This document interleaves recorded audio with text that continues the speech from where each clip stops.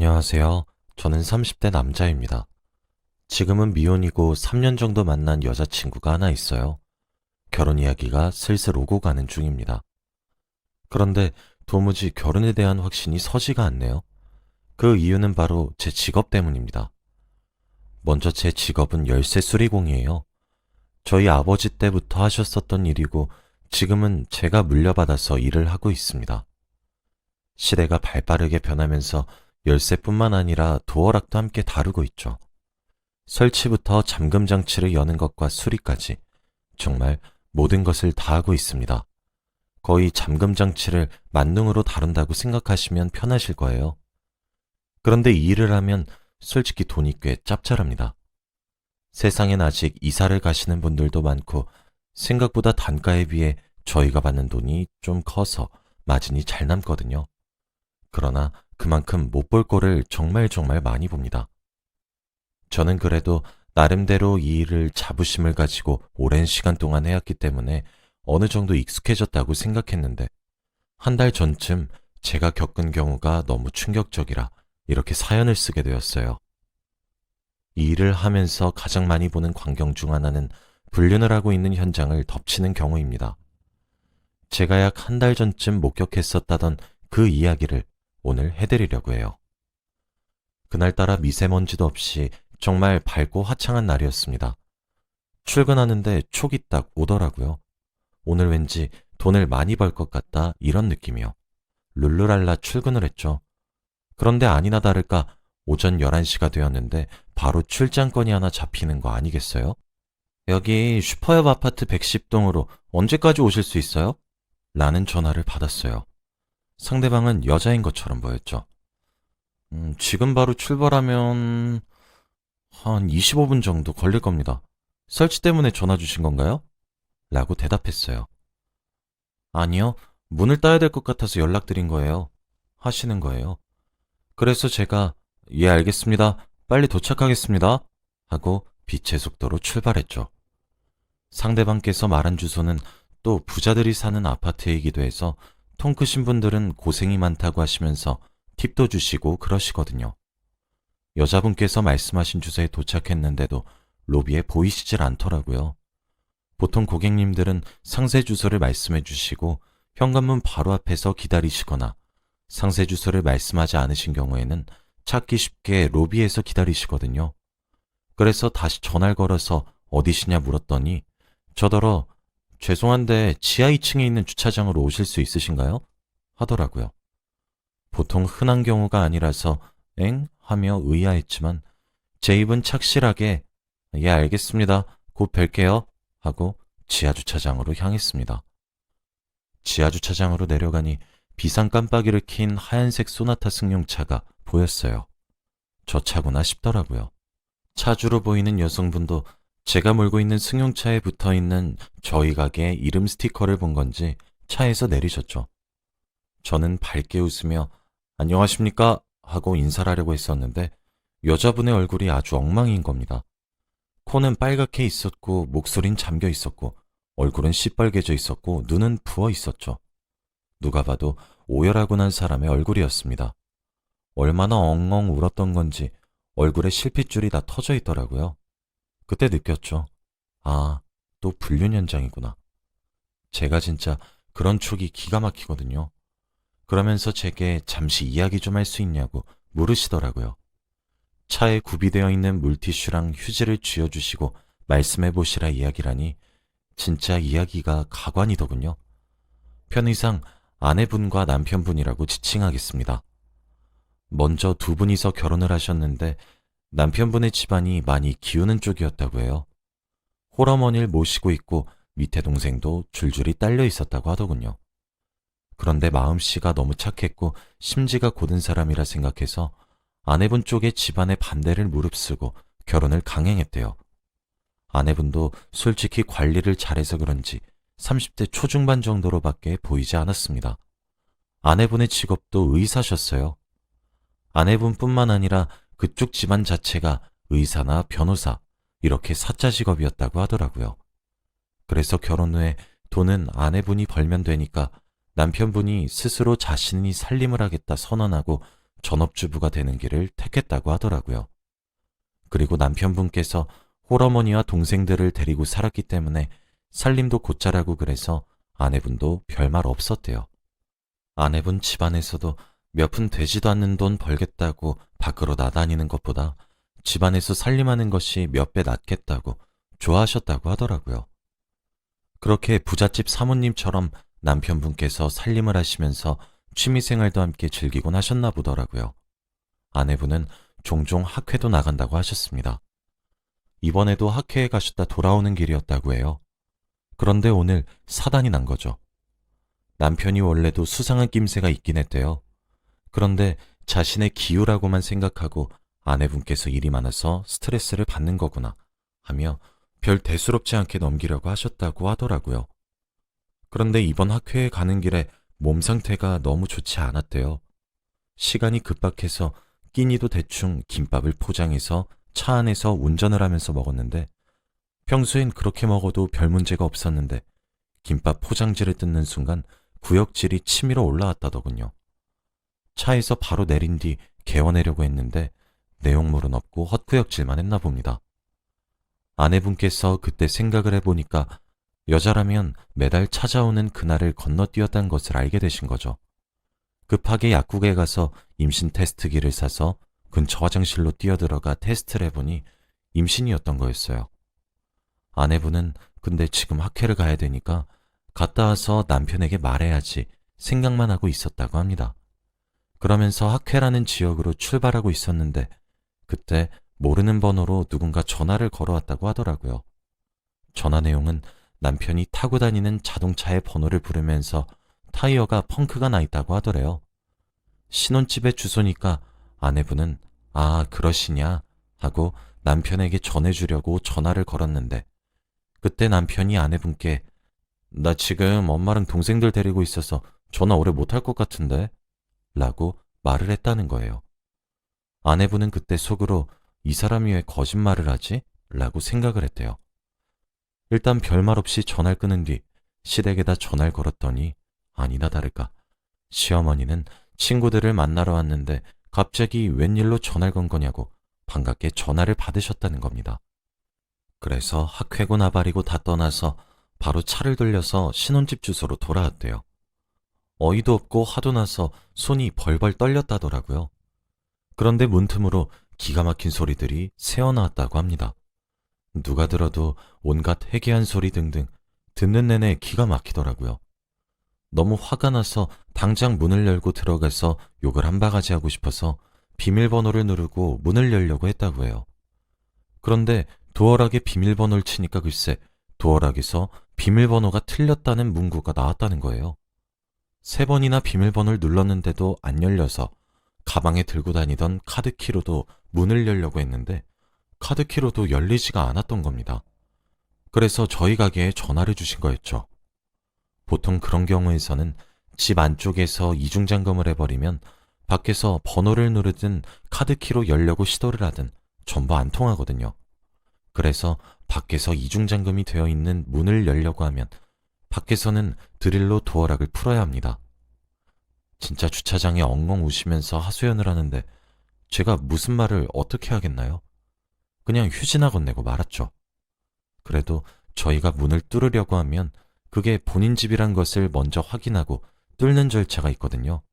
그래서 본인 주소가 맞는지 확인한다고 신분증 좀 보자고 했는데 진짜 집도 아내분이 결혼할 때 해온 집이었고 아내분께서 타고 다니는 차랑 남편분께서 타고 다니는 차 2대 모두 아내분 명의였던 거였습니다. 진짜 짐승도 이 정도는 안 하겠다 싶었네요. 문 따는데 얼마나 걸리겠냐고 물어보시더라고요. 그래서 내일 하는 일이라 진짜 얼마 걸리지 않습니다. 했죠. 함께 엘리베이터를 타고 올라가는 길에 아내분께서는 휴대폰을 꺼내 동영상을 켜시더라고요. 아내분이 사시는 34층에 도달하면 도달할수록 아내분의 표정엔 살기가 넘치고 진짜 무서웠습니다. 하긴 그 심정을 세상 그 누가 알겠어요. 얘기를 들어보니까 결혼한 지 몇 년 되지도 않아서 아직 신혼을 즐겨도 될 것 같은 시기던데 심지어 아이를 임신했다는 사실을 알게 된 오늘 남편의 불륜까지 알게 되었으니 속이 얼마나 문드러질지 가늠도 되지 않더라고요. 저는 제발 그 짓이 끝나 있길 빌었습니다. 임신 초기인 아내분의 심신안정을 위해서 말이에요. 엘리베이터는 빠르게 도착했고 아내분의 집 현관문 앞에도 도착했습니다. 아내분께서는 문에 귀를 대더니 정말 사색이 되시더라고요. 사실 문에 귀를 대지 않아도 옅게 들렸습니다. 집안에서 새어나오는 소리가 말이에요. 아내분은 누가 봐도 분노를 걷잡을 수 없는 표정이었고 저보고 잠시만 조용히 해달라고 하더니 그 새어나오는 소리들을 녹음하시더라고요. 한 2분 정도 녹음을 하고 난 뒤 제게 빨리 문을 따달라고 하셨습니다. 맨날 하는 일이니까 솔직히 30초도 안 걸리거든요. 사실 아내분께서 비밀번호도 3번이나 치시고 카드키까지 갖다 대었는데 왜 안쪽에서 반응이 없었나 신기하게 느껴졌었는데 보통 40평대 후반부터는 현관문 쪽에 중문이 따로 있더라고요. 현관 자체도 넓고요. 유리창을 중간에 넣은 나무문이 있어서 그런지 소리를 못 들었나 보더군요. 물론 제가 도어락을 떼는 소리도 함께 못 들었고요. 현관문을 여니까 동네가 떠나가라 소리가 나고 있는데 옆에 계시던 아내분께서는 총알처럼 튀어나가 동영상을 찍으면서 성큼성큼 집 안으로 들어가시더라고요. 그 소리에 인기척이 느껴졌는지 아내분께서 집 안으로 들어가시고 1분도 채 되지 않아 여자의 비명소리, 남자의 당황해서 당신이 지금 어떻게 여기 있냐는 소리와 멍청하게도 분명 비밀번호도 바꾸고 이중잠금도 해놨는데? 라고 중얼거리는데 아내분께서 자지러지듯 소리를 지르며 진짜 듣기도 상스러울 정도로 쌍욕을 퍼부으셨습니다.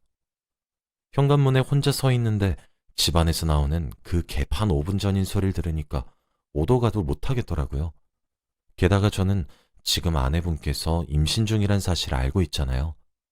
이미 집으로 오는 순간부터 위태로워 보이셨는데 잘못되는 것은 아닐까 걱정스럽더라고요. 고민을 하다가 에라 모르겠다 심정으로 말리기 위해 저도 아내분이 간 곳으로 따라 들어갔는데 세상에 남편의 상대 여자는 소파 뒤에 웅크리면서 숨으려고 노력하고 있고 남편분으로 추정되는 놈은 임신 초기인 아내의 손목을 잡고 휴대폰을 뺏으려 하고 있고 눈앞엔 지옥이 펼쳐져 있었습니다. 아내분은 저를 본 것인지 도와달라고 소리를 지르시고 남편분은 그런 저를 보고 당신은 누군데 여기 기어들어와 있냐 소리를 지르고 아내를 맞이했던 불륜녀는 저를 보고 소리를 지르고 귀에서 삐 하면서 이명이 들릴 정도로 진짜 개판이었습니다. 일단 홀몸이 아니신 아내분께 다가가 아내분을 보호하고 두 분께 옷 좀 챙겨 입으시라 그랬어요. 아내분께서는 그 와중에도 착실히 증거를 남기기 위해 촬영한 동영상을 저장하고 계시더라고요. 나는 대체 누구고 왜 여기에 서 있고 이런 상황에 끼어 있는 것인지. 아내분은 저더러 자기를 데리고 나가주시면 안 되겠냐고 간곡히 부탁하시더군요. 일단 자리를 피하셔야 될 것 같긴 했기 때문에 남편분께서 안방으로 몸에 걸칠 것을 찾으러 들어간 사이에 아내분을 데리고 바로 아파트를 나와서 제 차를 주차했었던 지하 주차장으로 돌아갔습니다. 엘리베이터를 타고 내려가는 그 짧은 순간에도 아내분께서는 통곡을 하시며 우시는데 참, 제 3자가 보기에도 짠한 상황에 놓여 있는 것을 뻔히 알고 있으니 뭐라 해드릴 말이 없더라고요. 지하 주차장에 도착하고 아내분은 본인 차에 가서 물을 조금 먹고 오더니 제게 얼마 나왔냐고 물어보셨습니다. 제가 출장비는 7만 원이고 도어락 새로 교체까지 원하시는 거면 추가금 15만 원 더 붙는데 어쩌시겠냐고 물으니까 10만 원짜리 수표를 4개 쥐어주시면서 죄송한데 도어락도 교체해 주시고 가달라고 하시고 오늘 너무 감사했다고 그러는 의미로 돈 더 챙겨드리는 거라고 하시더라고요. 그러면서 절 붙잡고 엉엉 우는데 와, 근데 그게 거기서 끝이 아니더라고요. 저는 사실 임신을 알게 된 날 남편의 불륜 사실도 알게 된 것도 흔치 않은 우연이라 생각하고 무슨 막장 드라마라고 생각했는데 남편의 불륜녀였던 여자의 정체가 아내분의 친척 동생이라고 했습니다. 하소연을 들으면서 사실 아내분이 많이 불쌍하기도 했지만 그래도 흔하게 볼 수 있는 장면은 아니니 구경한다는 심산도 조금은 포함되어 있었거든요. 그런데 참 그게 맞나 싶더라고요. 그 와중에 남편분은 당연히 똥줄이 타겠죠. 자기가 저질러 놓은 죄도 있고 아내분께서 찍은 동영상이 있으니 자기도 얼마나 두렵겠어요. 맨몸으로 장가와서 아내 덕만 보고 사는 중이었는데, 그래서 그런지 아내분께 전화를 미친 듯이 하기 시작했는데, 정말 가슴이 아팠던 건 아내분이 진동 소리를 듣고 휴대폰을 들어 올렸을 때 보게 되었어요. 아내분이 남편분을 내 쉼터 하트라고 저장을 해놨더라고요. 그렇게 아내분은 저를 붙잡고 좀 더 울고 난 뒤 도어락 교체를 위해 저와 함께 다시 집으로 올라갔습니다. 도어락을 교체하는 사이에도 불륜녀와 남편분께서는 아내분 근처를 맴돌면서 말을 걸고 미안하다, 실수였다 하며 변명만 하시더라고요. 도어락 교체도 신속히 끝내고 저는 그대로 내려왔어요. 아내분께서는 비밀번호를 바꾸시고 그 두 명을 밖으로 내쫓아내시더라고요. 혹시나 저를 따라와서 제게 불똥을 튀게 할 것 같아서 후다닥 엘리베이터에 타서 닫힌 버튼을 연타한 후 지하주차장으로 가서 정말 꽁지가 빠지도록 운전해서 일터로 돌아왔습니다. 그 이후로의 일은 알 수 없지만 아무래도 이혼을 할 것 같긴 하더라고요. 근데 이게 참 눈앞에서 한 가정이 파탄나는 꼴을 보고 있으니까 마음이 참 뭐랄까 싱숭생숭한 기분이 들기 시작했습니다. 그리고 진짜 남편분도 선하게 생기셨어요.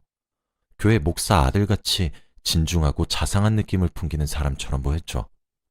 근데 그런 사람이 아내분의 친척 동생과 불륜을 저질렀던 사실이 참 와닿지도 않네요. 인간에 대한 불신이 생긴다고 해야 하나? 기본적으로 믿을 사람이 없다는 생각이 요즘 종종 들고 있습니다. 저도 지금 결혼 이야기가 오고 가는 여자친구가 있거든요. 그러는 와중에 눈앞에서 사람을 기만하고 배신 때리는 상황의 절정을 보고 왔더니 정말 이러면 안 되는 거지만 믿기가 어렵고 결혼에 대해 자신이 없어지네요. 여자친구를 사랑하곤 있어서 그런 마음이 생기면 안 되지만 말이에요. 솔직히 그 아내분도 사랑 하나만 보고 다른 나머지 조건을 안 본 거잖아요.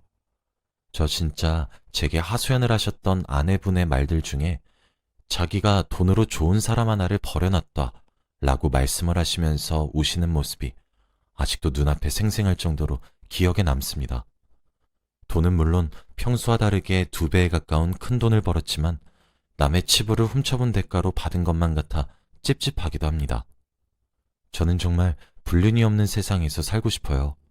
그런 짓이 해로운 것을 누구나 다 알면서 왜 그렇게 못 즐겨서 안달인 건지. 사랑이 죄는 아니지만 그렇다고 해서 불건전한 관계가 정상인 것은 아니잖아요. 참, 저도 결혼을 해야 하는데 막상 눈앞에 일련의 상황들이 펼쳐져서 한 가정이 무너져 내리고 없어지는 것을 보고 있으니 머리가 복잡해지더군요. 제 결혼 생활도 저리 되는 것은 아닌가 하는 걱정도 들고 그러네요. 아무튼 저는 알아서 해결해 보겠지만 말입니다. 그 아내분께서 꼭 위자료를 받을 수 있는 것들은 다 받아내셔서 복수도 하시고 무사히 안전하게 성공적으로 이혼을 꼭 하셨으면 좋겠어요. 그럼 제 이야기를 마치겠습니다. 그동안 들어주셔서 정말 감사드립니다.